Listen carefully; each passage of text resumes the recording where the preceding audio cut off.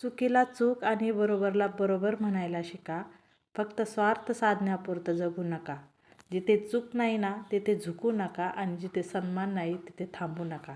या सुंदर विचारांसोबत माझ्या सर्व यूट्यूबवरील ताई दादांना नमो बुद्धाय, जय भीम, जय शिवराय.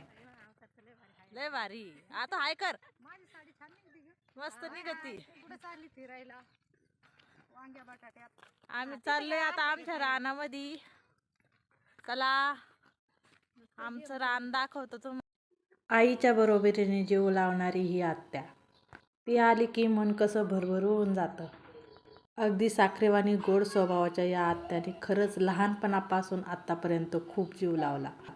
कामापासून कसा तरी थोडासा वेळ काढून ती आम्हाला भेटायला आली होती आणि दुसऱ्या दिवशी तिला लवकर जायचं होतं. त्यामुळे तिच्यासाठी थोडासा भाजीपाला घेऊन येण्यासाठी आम्ही निघालो होतो आमच्या वावरामध्ये.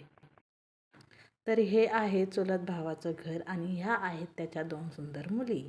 तर हे आहे संध्याकाळचं गावाकडलं वातावरण. खूप सुंदर आणि सुरेख. ह्या आहेत आमच्या 2 नंबरच्या वहिनी. तर त्यांची सुद्धा संध्याकाळच्या कामाची धावपळ चालू आहे. गायांसाठी लागणारा घास त्यांनी कापून आणलेला आहे. तर हे पहा किती मस्त वाटतं ना हे हिरवगार वांग्यांची झाडे, समोर घास.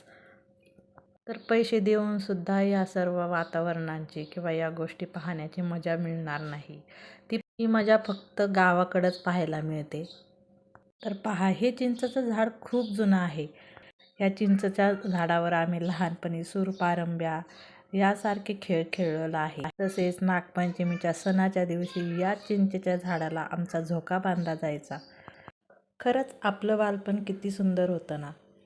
ना शाळेचे दडपण होतं, ना अभ्यासाचं टेन्शन होतं, ना मोबाईलवरचे गेम होते, ना टी व्हीवरचे कार्टून होते. फक्त आठवड्यातून एकदा शक्तिमान, ज्युनियर जी आणि जोडीला महाभारत, रामायण होतं. आमचं बालपण खूप छान होतं. आपलं बालपण खरंच खूप सुंदर होतं. कधी विट्टू दांडूचा खेळ होता, तर कधी लंगोरी, कधी काचा कवड्या होत्या, तर कधी अंताक्षरीच्या भेंड्या होत्या. सायकलवरून मनसोक्त फिरणं होतं. ना खायला होते काजू बदाम, ना प्यायला हॉर्लिक्स होतं. तरीही जगण्यात समाधान होतं. आमचं बालपण खूप सुंदर होतं. सुट्टीला मामांच्या गावी जाणं होतं. कैऱ्या चिंचा पाडून खाणं एवढंच काम होतं. खरंच ना बालपण किती सुंदर होतं. आपल्या बालपणात आणि आत्ताच्या मुलांच्या बालपणात किती जमीन आसमानाचा फरक आहे ना. टीव्हीवरले कार्टून, मोबाईलवरले गेम या सर्व गोष्टींमध्ये आजच्या लेकरांचं बालपण कसं हरवून गेलेलं आहे याचीच खंत वाटते. याच सुंदर वातावरणात, याच झाडांच्या सावलीखाली, याच मातीमध्ये आपण लहानचं मोठं झालो आणि कधी जबाबदारीमध्ये अडकून गेलो हे कळलंसुद्धा नाही. कधी कधी कंटाळा आला ना असं वाटतं की नको यार. बरं होतं ते आपलं लहानपण. कोणत्याच गोष्टीचं टेन्शन नव्हतं.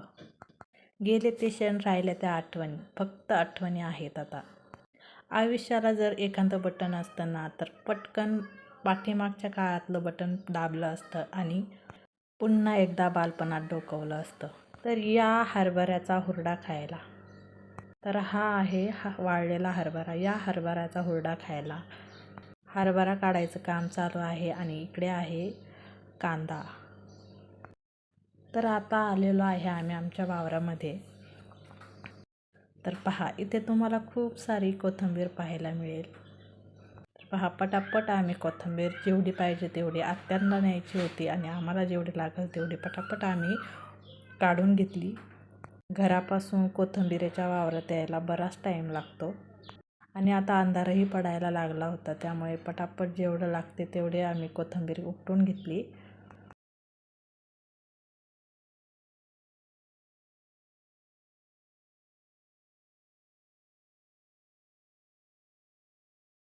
कोथिंबीरीच्या बाजूला मुळ्याची पण झाडं होती. त्यामुळे 2-3 मुळे घेतले.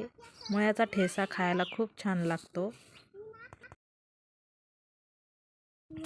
तर चला हे सारं घेऊन आम्ही चाललेलो आहे आता घरी.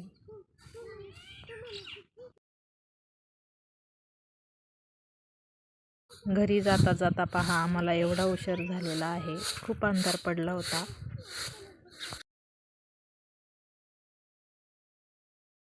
तर पहा घासाची भाजी कोथिंबीर आणि मुळे घेऊन आम्ही आलेलो आहे घरी.